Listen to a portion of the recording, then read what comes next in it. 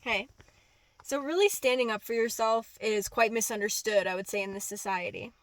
And to truly stand up for oneself doesn't mean you have to be aggressive. It doesn't mean you have to yell. It doesn't mean that you have to fight or be confrontational. It's about taking the exact right action given the scenario. And narcissists kind of expect in their little scripts like only like two different like behaviors from you.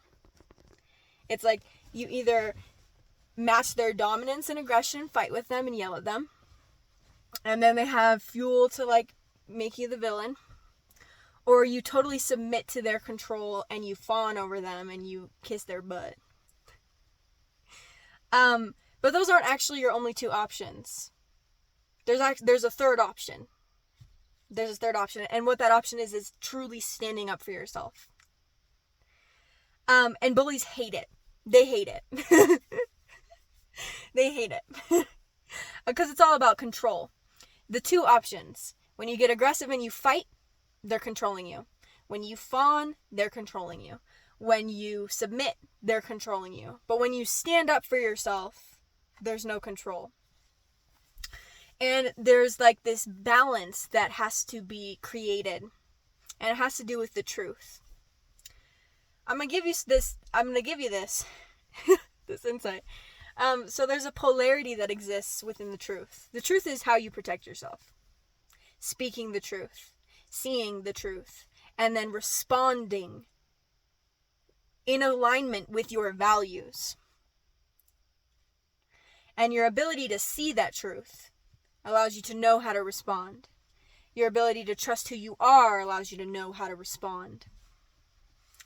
But there's a polarity that exists within truth.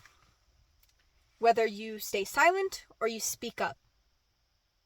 And that's a delicate balance of justice. In the tarot, justice, the card, is another symbol for truth. And there's a balance when we're standing up for ourselves of when do we stay silent and when do we stand up for ourselves. And that kind of judgment, good judgment, is built as you learn and as you experiment. But bullies will always perceive the truth and the use of the truth as the ultimate pain, the ultimate slight, the ultimate betrayal of them. And it's not actually a betrayal. When you speak the truth, when you see the truth, when you stand up for yourselves, you respect yourself. You fight for what is actually right, not what narcissists think is right. There's an inversion of right and wrong. Truth is wrong, lies are right. The opposite is true. Lies are wrong, truth is right. And when you truly stand up for yourself, you act from a true place. You see the truth. And bullies will convince you that you're a villain for that. But you're not. You know, bullies kind of operate in this way of like, you should always bow down to the scariest person. And the thing about standing up for yourself is you don't have to scare anyone. It's not about fear. It's not about dominance. Narcissists can live in that. They're always trying to dominate people. They're always trying to get on top. Standing up for yourself is not about fear. It's not about dominance. It's not about getting anything. It's not about forcing people to do things. It's about protecting you. Your dignity. What you deserve. What is right for you.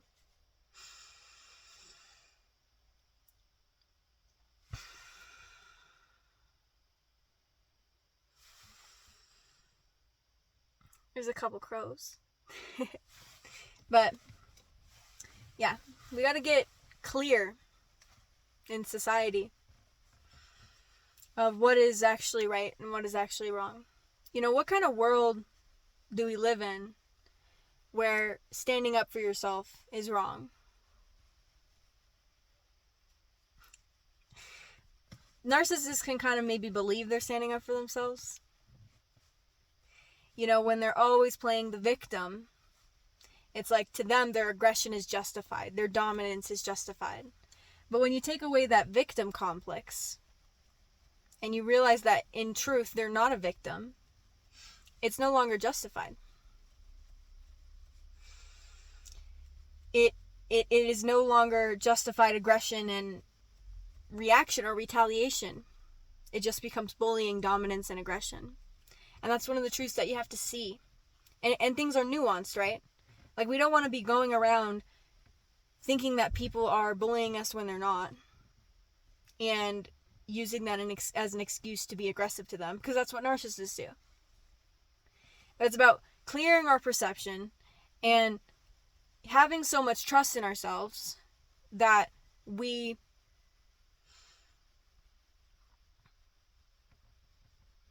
can actually see right from wrong.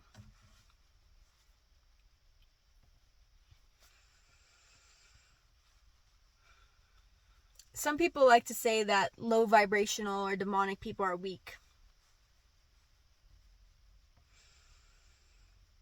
And it's not the full truth. People are weak when they're isolated. And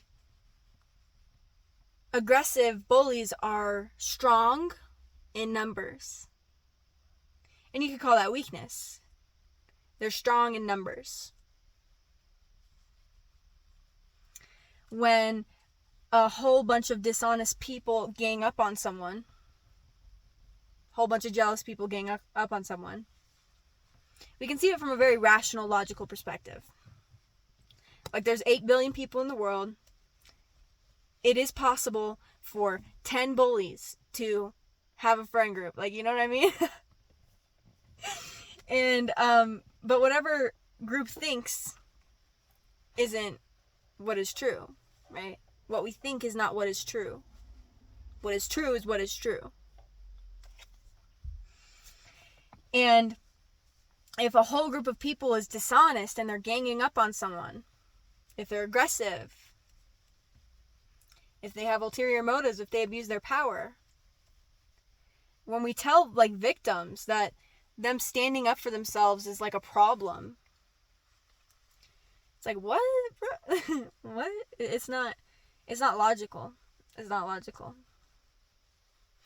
But that's where the kind of power comes in these distorted kind of primal ways of being, in the numbers, so that they can gaslight people into thinking, well, you must be the common denominator. That's bullshit. It's bullshit. There's complexity. The common denominator for experiencing bullying and abuse is a lot of things. Things are complex, right? We can choose to hide behind simple sounding sentences and phrases, but this world is complex. People are complex. We're not simple. This body is fucking technology.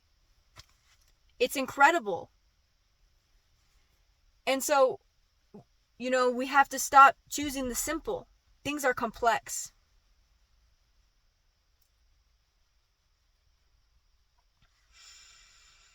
And yeah. So, bullying. Standing up for oneself doesn't have to be fighting. It doesn't have to be vindictive. It doesn't have to ruin your integrity.